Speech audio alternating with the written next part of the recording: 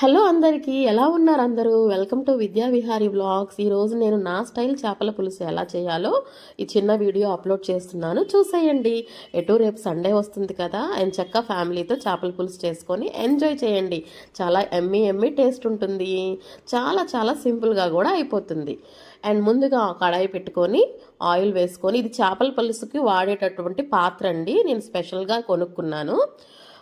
Oil వేసుకొని జీలకర్ర మెంతులు వేసుకోవాలి. మెంతులు చాలా చాలా ఇంపార్టెంట్. మెంతులు మనకి టేస్ట్తో పాటు మంచి స్మెల్ని కూడా ఇస్తుంది. అండ్ తర్వాత అవి ఫ్రై అయిన తర్వాత ఉల్లిపాయలు పచ్చిమిరపకాయలు వేసుకొని మగ్గనివ్వాలి. ఇవి రెండు మగ్గిన తర్వాత టమాటా ముక్కల్ని కూడా కట్ చేసి పక్కన పెట్టుకోవాలి. వీటికంటే ముందుగా మనం చేపల ముక్కల్ని శుభ్రంగా 2-3 సార్లు కడిగి ఉప్పు, కల్లు ఉప్పు, తర్వాత మజ్జిగలో కాసేపు శుభ్రంగా కడిగేసేసి పక్కన పెట్టుకోవాలి. ఇప్పుడు టమాటా ముక్కల్ని వేసేసుకొని వీటిని కూడా బాగా మగ్గనివ్వాలి. టమాటా ముక్కలు బాగా మగ్గనివ్వాలండి. పచ్చిగా ఉన్నప్పుడు మాత్రం వెంటనే ప్రొసీజర్ చేయకూడదు. టమాటా ముక్కలు బాగా అందులోనే అబ్జార్బ్ అయిపోవాలి. ఇవి అన్నీ మగ్గిన తర్వాత మనం అల్లం వెల్లుల్లి పేస్ట్ ఫ్రెష్గా నూరి పక్కన పెట్టుకోవాలి. దీంతోపాటు గరం మసాలాను కూడా పెట్టుకోవాలి. ఇప్పుడు అల్లం వెల్లుల్లి పేస్ట్ వేసానండి. అల్లం వెల్లుల్లి పేస్ట్ అండ్ ఇవి కొంచెం ఇవన్నిటిని ఈ మిక్చర్ని మొత్తం కూడా కాసేపు అలాగా ఫ్రై చేయాలి. ఫ్రై చేసిన తర్వాత 1 by 1 పసుపు, ఉప్పు, కారము ఇందులోనే వేసేస్తాను నేను. మరి మీరు ఎలా వేస్తారో కానీ నేనైతే ఇలా వేస్తాను.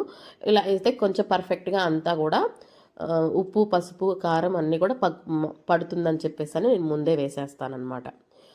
పసుపు, తర్వాత ఉప్పు, కారం మొత్తం కూడా మగ్గనిస్తాను. తర్వాత ఆల్రెడీ కడిగి పెట్టుకున్న చేపల ముక్కల్ని తీసుకొచ్చి ఇందులో వేస్తానండి. అవి వేసిన తర్వాత ఆల్రెడీ నేను ఈ ప్రాసెస్ కన్నిటి ముందే చింతపండుని నానబెట్టుకొని పక్కన పెట్టుకున్నాను. ఆ చింతపండు పులుసు చాలా చాలా ఇంపార్టెంట్ అండి. అది 1 గంట ముందే నానబెట్టుకొని మనం పక్కన పెట్టేసుకోవాలి. ఇదిగోండి, ఇలాగా చక్కగా అన్ని ఉప్పు, కారం, పసుపు మొత్తం పర్ఫెక్ట్గా మగ్గిన తర్వాత చేపల ముక్కలు ఫ్రెష్గా కడిగి పక్కన పెట్టుకున్నవి 1 by 1 వేస్తూ ఉన్నానండి. ఇలా 1 by 1 వేసిన తర్వాత మొత్తం ముక్కలన్నీ పాత్రలో పెట్టేసేసినాక పైన చింతపండు పులుసుని పిండి వేయడం జరుగుతుంది.